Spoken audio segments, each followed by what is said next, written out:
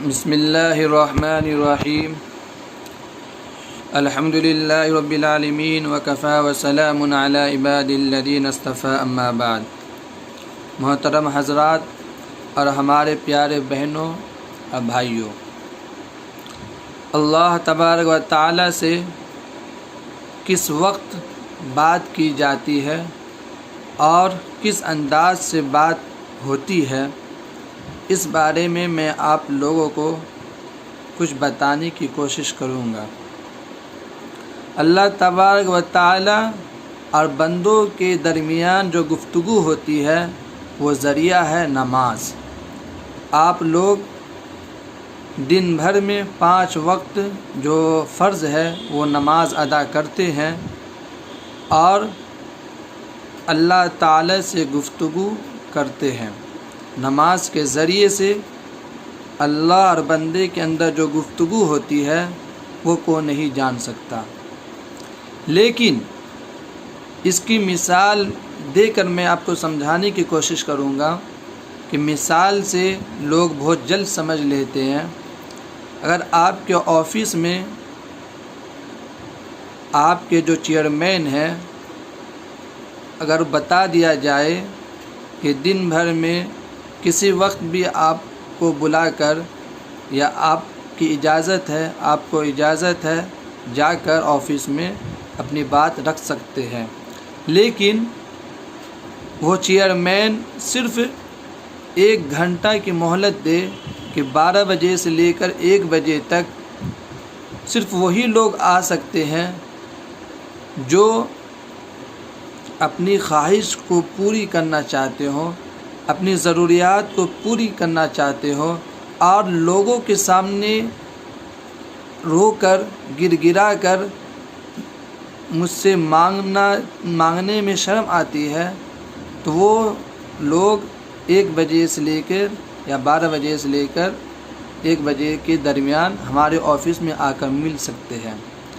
Same اسی طرح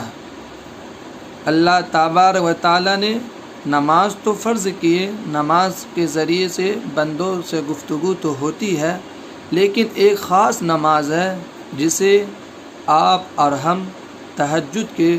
نام سے جانتے ہیں۔ آپ کو معلوم ہے تہجد کی نماز کیا ہوتی ہے؟ مجھے امید ہے کہ تہجد کی نماز اور تہجد کا نام آپ تو ضرور سنا ہوگا، اور آپ لوگ لیلۃ القدر یا شب قدر کی رات میں ہی صرف میرے خیال سے ادا کرتے ہوں گے۔ لیکن جب پوری دنیا کے لوگ سو رہے ہوتے ہیں، رات کے وقت پوری دنیا کے لوگ سوتے رہتے ہیں اور اللہ کا بندہ تنہائی میں 2 بجے رات میں اٹھ کر یا عشاء کے بعد سے لے کر فجر کے وقت سے پہلے تک وہ تہجد کا وقت ہے، اس وقت تہجد کی نماز ادا کر کر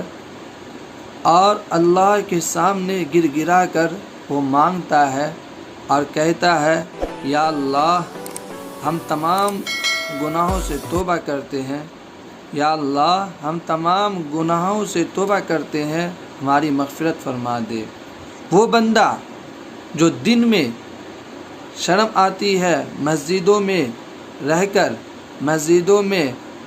کسی کے سامنے مانگنے میں اللہ سے شرم آتی ہے، لوگ سوچیں گے یہ رو رہا ہے، لیکن وہی بندہ جب رات کی تنہائی میں پوری دنیا کے لوگ سو رہے ہوتے ہیں تو اللہ کے درمیان، اللہ کے سامنے وہ کھڑا ہوتا ہے ایک نماز کی شکل میں، وہ نماز تہجد ہے۔ تہجد کی فضیلت کے بارے میں تو بہت کچھ ہے، لیکن ایک صرف چھوٹی سی مثال میں پیش کرنا چاہتا ہوں، اور اس مثال کے ذریعے سے آپ اچھی طریقے سے سمجھ لیں گے وہ تہجد کی نماز کی اہمیت کیوں ہے۔ آپ جب کسی کو چاہتے ہیں اور اگر وہ کہے کہ صرف اکیلے میں آ کر ملو مجھ سے اور آپ سے ضروری بات کرنی ہے، تو آپ کا دل بہت خوش ہوتا ہے، چلو لگتا ہے کوئی امپورٹنٹ بات ہے، اور اکیلے میں جب جو بات ہوتی ہے وہ قبول بھی ہوتی ہے اور وہ بات مانی بھی جاتی ہے۔ سیم اسی طرح نماز تو لوگ پڑھتے ہیں، لیکن تہجد کی نماز میں جب اللہ کے درمیان اور بندوں کے درمیان جو گفتگو ہوتی ہے وہ کوئی دوسرا سنتا نہیں ہے، وہ کوئی دوسرا دیکھتا نہیں ہے کہ ہمارا بندہ یا پھر کوئی اللہ کا دوسرا بندہ مجھے تو دیکھ نہیں رہا ہے کہ میں اللہ کے سامنے کس طرح گر گرا رہا ہوں۔ یہ فضیلت ہے۔ اس لیے تہجد کی نماز پڑھ کر، اور تہجد کی نماز زیادہ نہیں ہے، اب 2 رکعت بھی پڑھ سکتے ہیں، 4 رکعت بھی پڑھ سکتے ہیں، 6 رکعت بھی پڑھ سکتے ہیں، 8 رکعت بھی پڑھ سکتے ہیں۔ 8 رکعت تک ثابت ہے نبی کریم صلی اللہ علیہ وسلم سے، اور آپ تہجد کی نماز 8 رکعت تک ادا کر سکتے ہیں۔ اور اس تہجد کی نماز ادا کر کر آپ اپنی ضروریات کو پوری کر سکتے ہیں۔ اللہ سے مانگیے جو ضروریات ہے۔ اللہ تو پورے کائنات پر قائم ہے، پورے دونوں جہاں کے مالک ہے، وہ تو بندوں کو تو سوچتے ہیں بندہ کسی طرح میرے پاس آئے، لیکن بندہ